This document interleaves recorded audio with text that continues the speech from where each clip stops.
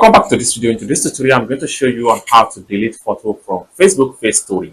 So let's move on. Before we dive into the tutorial, if you find this tutorial useful and you are very new to this channel, remember click on that subscribe, turn on the notification bell for more tutorial about Facebook topics like this.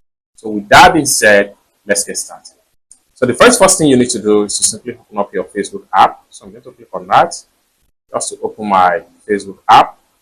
Alright, so after you open up your Facebook app, next thing you need to do is to simply select on the story that you want to delete the photo. So I'm going to click on this one right here.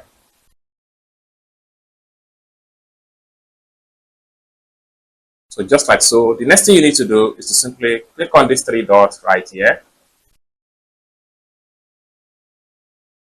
So having click on that, this is going to pop up. Next thing you need to do is to simply click on delete photo.